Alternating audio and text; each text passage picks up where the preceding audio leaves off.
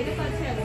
కాబట్టి ఏంటంటే మనకు సమయం ఉండగానే ఇవాళ ఏంటంటే చురుకుగా గురించి మనం మాట్లాడుతున్నాం. చురుకుగా ఎలా ఉండాలి, యాక్టివ్గా ఎలా ఉండాలి అంటే లోక సంబంధమైన చురుకుగా ఉండడం కాదు, మన ఆత్మ సంబంధమైన చురుకుగా మనం ఎలా ఉండాలి, మన ఆత్మకి సంబంధించింది మనం ఎలాగా ఆత్మలో ఎదగాలో దాని గురించి మనం చురుకుగా ఉండాలి. కానీ ఫ్యామిలీలో ఎలా గొడవలు పెట్టాలా, ఫ్యామిలీలో ఎలా డిస్టర్బెన్సెస్ తేవాలా, హస్బెండ్స్ ఎలా గొడవ పడాలా, పిల్లలు ఎలాగో చెయ్యాలా అనేది కాదు.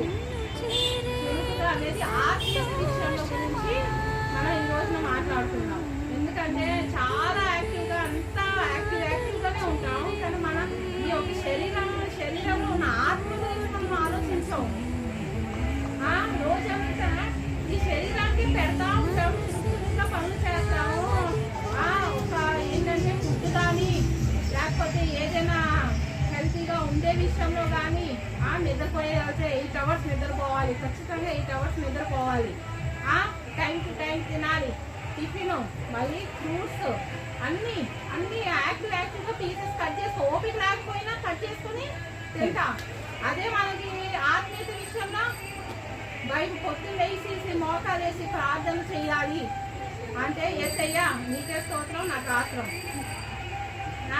అని చెప్పి తొందరగా యేసయ్యా ఎప్పుడు టైం అయిపోతుంది, యేసయ్యా రాత్రి అంతా కాచి కాపాడా, థ్యాంక్ యూ యేసయ్యా, లంచ్ కట్టాలి టిఫిన్ కట్టాలి అని చెప్పేసి వెళ్ళిపోతూ ఉంటాం. కానీ ఆత్మ విషయం ఏంటి, రేపు పొద్దున్న ఎగిస్తామో లేదో కూడా గ్యారంటీ లేదు, కానీ ఆత్మని వదిలేస్తాం.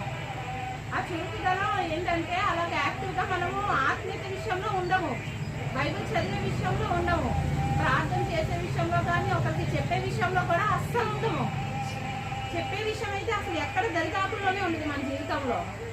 ఇంకా మనం చదివే విషయం అంటారా, లేకపోతే కనుక ప్రార్థన చేసే విషయం అంటారా, చాలా చురుకుగా ఉండాలి, యాక్టివ్గా ఉండాలి. కాబట్టి ఇవాళ మనం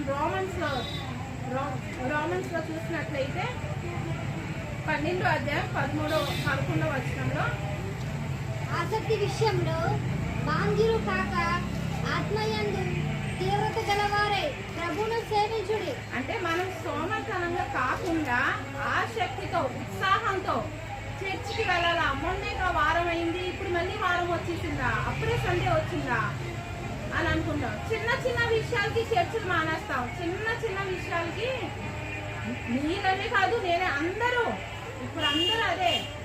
ఇప్పుడు మామూలుగా ఇప్పుడు అందరికి రైట్ లేదు, యనమల మా కాలనీ నుంచి నేను యనమల కుదిరికి రావాలా, ఒక్క